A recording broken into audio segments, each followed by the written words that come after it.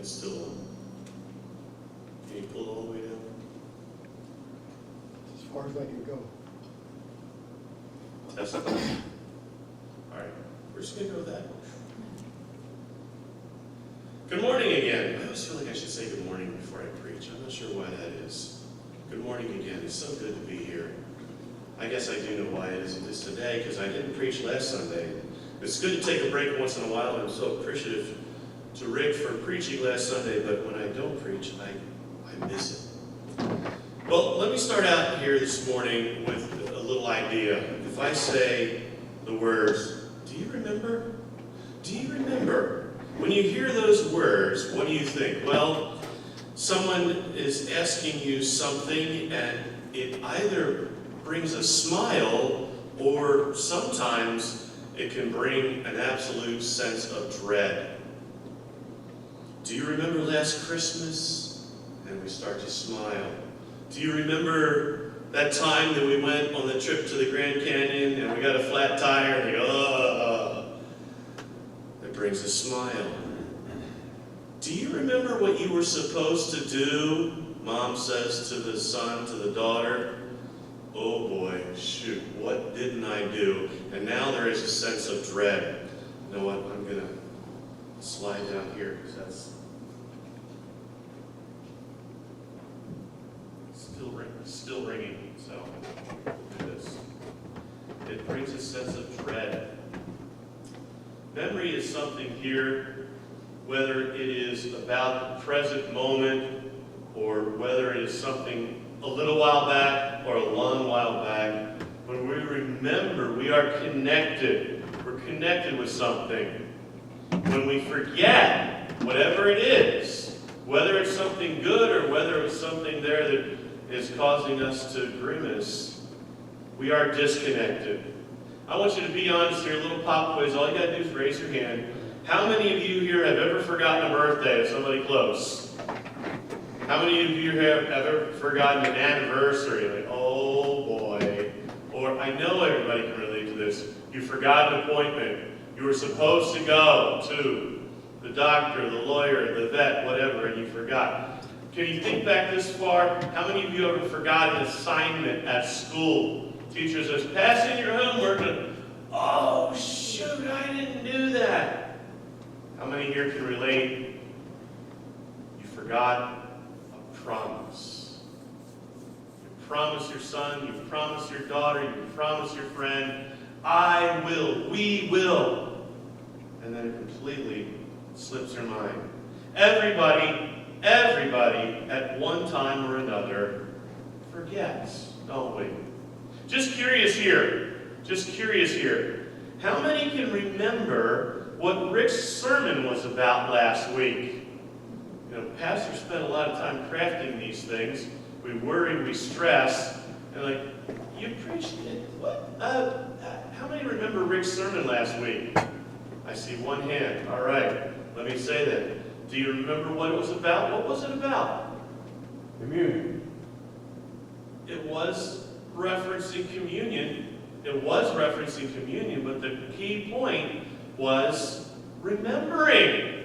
It was talking about remembering. Talked about the scripture in the Old Testament there where God initiated the first Passover for the Israelites when they were slaves in Egypt. It was the final step in securing their freedom. And as he was doing so, he gave the Israelites a ritual by which they were meant to remember. As they repeated that ritual year after year, they were to remember what God did there. They were to remember how God brought them out of Egypt. And that story, tied in with the New Testament lesson, had strong ties with the New Testament lesson, where Jesus is having Passover with his disciples before his death on the cross. The night before the cross, Jesus celebrated Passover with the disciples, but he reinterpreted it in a new way. He gave them a new way to understand it, and that was supposed to help them to remember, whenever they repeated it, to remember what Jesus was about to do for all. Remembering can be powerful beyond words. Now today, we're going to look at a passage in Exodus, and see how important it is to remember what is important, by way of seeing how devastating it can be when we forget. Does that sound nice and confusing? We want to note the importance of remembering by seeing how devastating it can be when we forget. I'd like you to turn with me to Exodus chapter 32. Exodus chapter 32. And we're going to look at verses 1 through 14, but not all at once. We're going to take it a little bit at a time. So let's begin in Exodus chapter 32 with verses 1 through 6. When the people saw that Moses was long in coming down from the mountain, they gathered around Aaron and said, "Come, make us gods who will go before us. As for this fellow Moses who brought us up out of Egypt, we don't know what has happened to him." Aaron answered them, "Take off the gold earrings that your wives, your sons, your daughters are wearing and bring them to me." So all the people took off their earrings and brought them to Aaron. He took what they handed him and made it into an idol cast in the image in the shape of a calf, fashioning it with a tool. Then they said, "These are your gods, Israel, who brought you out of the land of Egypt." Let's just stop right there. Wow. They wanted to make an idol? They wanted to make an idol? How in the world do they do this? How is it? Really? I mean, let's set the scene. Let's remember what leads up to this. Moses, right now, as we're reading, is up on the mountain. He is up on the Mount Sinai, where he is meeting with God. Moses on the mountain, meeting with God. Moses on this mountain, this place where God has led them to. They spent days in preparation. He's up there on the mountain with God to receive God's laws for his people. It's about 50 days since they had left Egypt. Remember Egypt? Generations and generations, hundreds of years of slavery. Then God works plagues. A lot of people call them, but they're really kind of miracles too, depending on your point of view. He works these plagues, these miracles. There's water into blood, there's frogs, there's gnats, there's herds of animals that are stricken, there's darkness, there's swords and more. Ultimately, every firstborn male dies. Every firstborn male in Egypt dies, except those who are under God's protection through obedience to God's word, until Pharaoh finally cries, "Uncle, enough. Get out." Then on the way out, they pass through the sea, and they watch the Egyptian army be destroyed by the power of God. And oh yeah, as they are going out, they have God going before them in the form of a pillar of cloud by day and a pillar of fire by night to guide them. And now we have verse 1. When the people saw that Moses was so long in coming down from the mountain, they gathered around Aaron and said, "Come, make us gods who will go before us. As for this fellow Moses who brought us up out of Egypt, we don't know what has happened to them." Seems ironic what they are saying. First of all, they're giving Moses the credit for having led them out of Egypt, not God. And as they're saying these things, Moses is up on that mountain receiving commands from God. The first of those commands, they don't know it, but the first of those commands, Exodus 20, "I am the Lord your God who brought you out of the land of Egypt, out of slavery. You shall have no other gods before me. You shall not make yourself an image in the form of anything in heaven above, or on the earth beneath, or in the waters below. You shall not bow down to them or worship them, for I, the Lord your God, am a jealous God, punishing the children for the sins of the parents to the third and fourth generation of those who hate me, but showing love to 1,000 generations of those who love me and keep my commands." So, here they are at the same time that God is giving Moses these commands, how they are to worship him, serve him only. Here they are down the mountain breaking all of these laws. And it hadn't been a minute since they had left Egypt, right? But already their memory was failing. Who got them out of Egypt? Moses? Yeah, their memory was failing. Things were getting fuzzy. Moses had been gone a while, and so here they are, effectively leaderless. They didn't know what to expect. They didn't know what to do. And here we have hearts afraid, hearts disconnected, desperately wanting something to cling to, desperately wanting something they could see and touch and understand. The Egyptians, well, they had all kinds of images, all kinds of statues that they could see to help them understand their gods. So they say to Aaron, give us something we can see. Make us gods. Make us gods. Not meaning like make me a god, but make gods for us. That word gods is really interesting. In Hebrew, it is Elohim. Now you say gods. You talk about someone that the God should be pretty significant. We're mere mortals. What are we next to gods? Good question. The Israelites really don't understand, obviously. They're missing Moses and the connection to Yahweh, so they ask Aaron to make us gods. This word gods here is gods, little g, of course, but it is the most general description you could give of gods. It is the most non-specific. They didn't know what they wanted. They literally didn't know what they wanted. They just wanted something to make them feel safe. They wanted something that they could focus on, something there that would give them a sense of peace, that everything was okay. They wanted anything, and anything was better than nothing at all. Give us some gods. Aaron agrees. Now there's a whole other sermon there. I'm only going to give you one sermon today, relax. But there's a whole other sermon there with Aaron agreeing to this. I mean, come on. God had worked through him personally in the process of bringing Israel out of Egypt. God had worked through him. Is he forgetting all that? Or is he just simply really, really weak and wishy-washy as a leader? We don't know. But he agrees. Make us gods. He agrees. He took their gold and he shaped it into a calf. Why a calf? I have no idea. I have no idea. He shaped a calf and said, these are your gods, Israel, who brought you up out of Egypt. And then he gets an idea. Aaron makes a decision. He gets an idea. Let's worship. Aaron suggests, well, listen to verse 5 and 6. Let's turn back to Exodus chapter 32, verse 5 and 6. And there we read, when Aaron saw this, that's the calf, he built an altar in front of the calf and announced, tomorrow there will be a festival to the Lord. So the next day the people rose early and sacrificed burnt offerings and presented fellowship offerings. Afterward, they sat down to eat and drink and got up to indulge in revelry.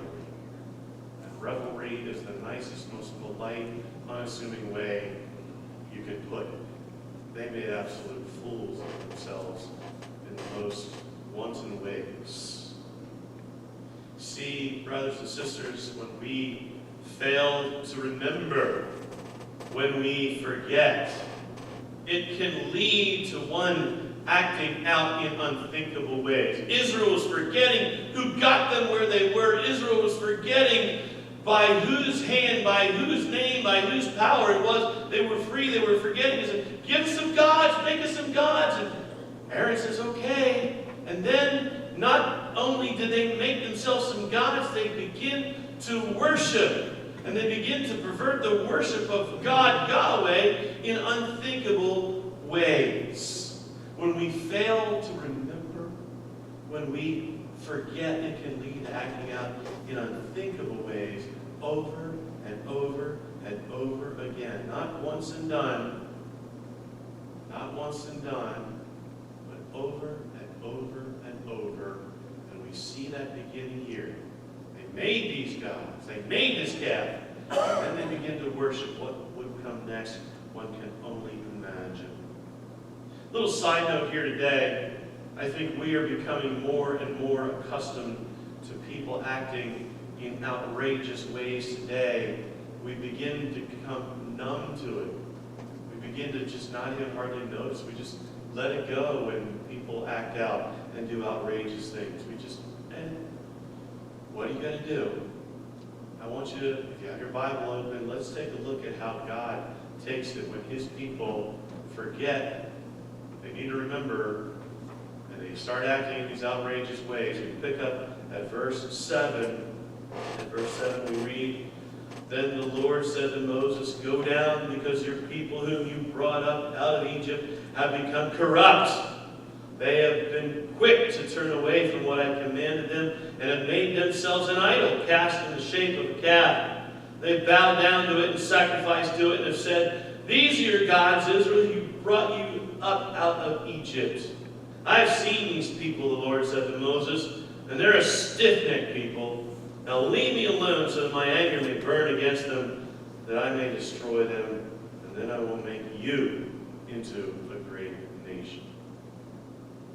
Can we say God's mad? Oh yeah, God is mad. Now for some who only see a part of God, who only recognize the love and the grace, this can be hard to believe. This can be hard to accept or to reconcile. But God is holy. There's much more to God than simply love and grace. God is holy. God is just. God is righteous. And he had just rescued these people. He had just brought them up out of Egypt. We may suffer consequences relationally or financially, etc., when we forget a birthday or an anniversary or a promise or employment or a job. But when you forget God, when you forget the Alpha and the Omega, when you forget the one who made you in his image, you're thinking, shucks, don't worry about it. Is the boast that's going to come about from that? Do you really think God on high, all powerful, all holy and righteous, looks down? No big deal. Here we see God is ready to hit the reset button. He is ready to hit the reset button with the whole lot. Kind of like he did with the flood, but a little different way. He said he wouldn't destroy the earth with the flood again. He's ready to hit the reset button with the whole lot. He's ready to destroy them all. And Moses knows what God can do, because Moses remembers how God crushed Egypt. So Moses appeals to God in Exodus 32, 11 to 13. Moses sought the favor of the Lord his God. Lord, he said, why should your anger burn against your people, whom you brought out of Egypt with great power and a mighty hand? Why should the Egyptians say, it was with evil intent that he brought them out, to kill them in the mountains and to wipe them off the face of the earth? Turn from your fierce anger. Relent and do not bring disaster to your people. Remember your servants Abraham, Isaac, and Israel, to whom you swore by your own self. I will make your descendants as numerous as the stars in the sky, and I will give your descendants all this land I promised them, and that will be their inheritance forever. Then the Lord relented and did not bring on his people the disaster he had threatened. Are you familiar with intercessory prayer? How many are familiar with intercessory prayer? Well, I got a little secret for you. All of you are familiar with intercessory prayer. You just might not know it. You might not know the name. Intercessory prayer is prayer to God. We just did some prayer to God, pleading with God for someone else. Asking God on behalf of someone else. Asking for something for someone else. We do it all the time. We do it all the time. Please heal. Please make well. Please take away the cancer. Help so-and-so to get a job. Lord, give guidance to this poor, unfortunate soul. Help them make this choice. Or bless them, Lord, as they go into college or whatever. We do this all the time. Here Moses is pleading for the life, for the souls of all Israel, that they might not be destroyed as a people. And see how he does it. See how he does it. Reminding God, verse 13, reminding God, remember your servants Abraham, Isaac, and Israel, to whom you swore by your own self, I will make your descendants as numerous as the stars in the sky. I will give your descendants all this land I promised them, and it will be their inheritance forever. Oh, there was some logic too. Moses did his best to try to sway God in the preceding verse or so, partway through verse 11. Why should your anger burn against your people, whom you brought up out of Egypt with great power and a mighty hand? Why should the Egyptians say it was with evil intent that he brought them out to kill them in the mountain and to wipe them off the face of the earth? So he tries to use a little bit of logic, but he does not rely solely on his own understanding. He appeals to God to remember, God, remember your promises to previous generations. Those promises, God, they were supposed to be forever. Finally, then, we hear in verse 14, then God relented and did not bring on his people the disaster he had threatened. We have here today in this story God's people acting very, very, very badly. May not seem like it's a normal choice of Scripture. The day that we celebrate Holy Communion, amen. Where is this going here? We need something else. But I hope you can see this does remind us, it drives home the need to remember, as Rick spoke last week with communion, the need to remember the things of God and all that God has done. Shoot, this reminds us and it impresses upon us the need to simply remember God, to not let go of him. Today the story begins in disobedience, horrible, unthinkable disobedience, as the people do not remember. But it ends. It ends with the mercy of God, rooted in God's remembrance. And so I say to you today, brothers and sisters, let us remember. Let us remember who God is. Let us remember what God has done for us. Who is the source of our salvation? Who, with their mighty hand, has done for us what no one else could do. Let us remember.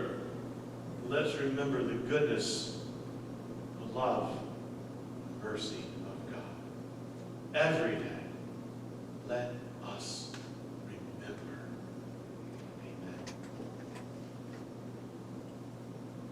As we prepare for Holy Communion this morning and to reflect upon these words here from the Lord, let's join together in number 73. We're going to sing the first.